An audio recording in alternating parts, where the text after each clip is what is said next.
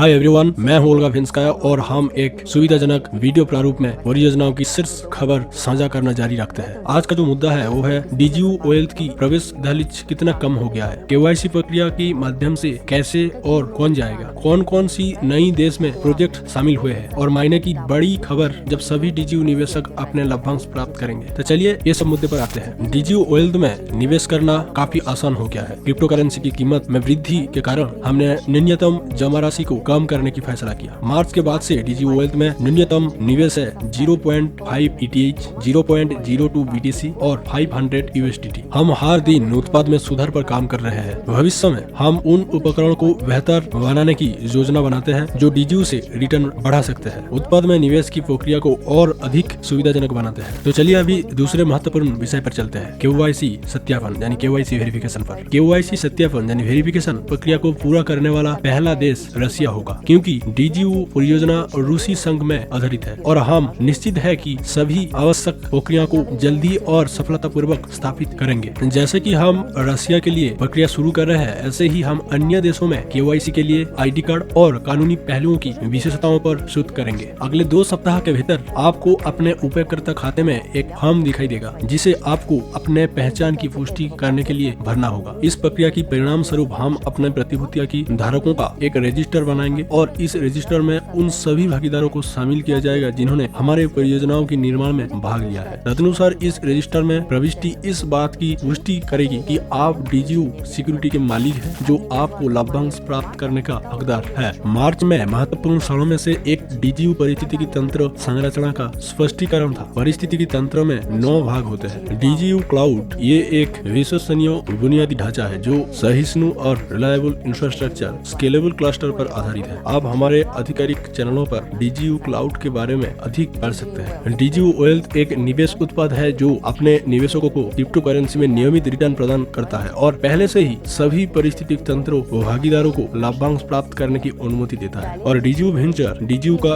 उद्यम पूंजी कोष है जो आर्टिफिशियल इंटेलिजेंस और ब्लॉकचेन प्रौद्योगिकी क्षेत्र में आशाजनक परियोजनाओं का चयन करता है। डीजीयू लैब हमारे ब्लॉकचेन लैब है जो क्रॉस चेन ब्रिज और क्रॉस चेन एक्सचेंज विकसित करता है, साथ ही साथ आर्टिफिशियल इंटेलिजेंस और ब्लॉकचेन टेक्नोलॉजी की चौराहे पर समाधान करता है। डीजीयू प्रॉफिट एक विभाजन है जो भविष्य कहने वाला विश्लेषण का आधार पर सिस्टम विकसित करता है। इस टेक्निक का एक अनुप्रयोग तंत्रिका नेटवर्क का उपयोग करके बाजारों में व्यापार कर रहा है। डीजीयू एजुकेशन एक रणनीतिक रूप से महत्वपूर्ण उत्पाद है जो न केवल कंपनी के पूंजीकरण को बढ़ाता है बल्कि डीजीयू के मुख्य मिशनों में से एक को पूरा करता है। प्रौद्योगिकी बारे में लोगों को शिक्षित करने और प्रासंगिक व्यवसायों का कौशल सिखाता है। और डीजीयू हाईटेक आर्टिफिशियल इंटेलिजेंस क्षेत्रों में अनुसंधान और विकास के लिए समर्पित एक प्रभाग है। डीजीयू पार्टनर्स दुनिया भर के प्रोजेक्ट पार्टनर्स के साथ काम करने के लिए जिम्मेदार एक डिवीजन है। हमने उपयोगकर्ता खातों के विकास को अलग करने का भी फैसला किया, क्योंकि वो एक पूर्ण और सुविधाजनक सेवा है जहां डीजीयू साझेदार अपने निवेश का प्रबंधन कर सकते हैं। और आप पदों की श्रृंखला में प्रत्येक विभाजन की बारे में अधिक जानेंगे जो वर्तमान परिस्थिति की तंत्र का वर्णन करेगा। मार्च में साथी संबंधों में कुछ मनभावन विकास भी दिखाया। पिछले महीने 2 महादेशों पर 2 प्रमुख अंतर्राष्ट्रीय सम्मेलन आयोजित किए गए थे, यूरोप और लैटिन अमेरिका में। 25 मार्च को यूरोप में एक सम्मेलन आयोजित किया गया था जिसमें 6 देशों को एक साथ लाया गया था और वो है Croatia, Bosnia Herzegovina, Serbia, Slovenia, Macedonia और मॉन्टेनिग्रो। ये इस तरह की पैमाने पर और एक साथ कई परियोजना साझेदार देशों के लिए आयोजित पहला डीजीयू सम्मेलन था। हम इस कार्यक्रम के आयोजन के लिए क्रोएशिया मिरोस्लाव कोवास के सक्रिय भागीदार डीजीयू के ईमानदारी से शुक्रिया अदा करते हैं। मार्च के अंत में स्पेनिश भाषी भागीदारों के लिए एक सम्मेलन आयोजित किया गया। इस कार्यक्रम में Bolivia, Peru, Colombia, Mexico, Cuba और अन्य लैटिन अमेरिका देशों की भागीदारों ने भाग लिया। इस तरह की सम्मेलन एक दीर्घकालिक और निकट सहयोग की शुरुआत है। दक्षिण अमेरिका में 20 से अधिक देशों के लोग स्पेनिश बोलते हैं, जो इस तरह की सहयोग के लिए काफी संभावनाएं दिखाता है। प्रिय साथियों, हम लगातार इस तथ्य पर आपका ध्यान आकर्षित करते हैं कि सम्मेलन का संगठन डीजीयू राष्ट्रीय प्रतिनिधि की दर्जा प्राप्त करने के दिशा में पहला कदम है। अपने देश में सम्मेलन आयोजित करने के बारे में प्रश्न के लिए कृपया leaders@dju.ai को अनुरोध भेजें। और इस तथ्य को राउंड अप करने के लिए बड़ी खबर ये है कि मार्च में हमने सभी परियोजनाओं भागीदारों को दूसरे लाभांश भुगतान के तारीख की घोषणा की थी। डीजीयू 2021 में सक्रिय रूप से विस्तार और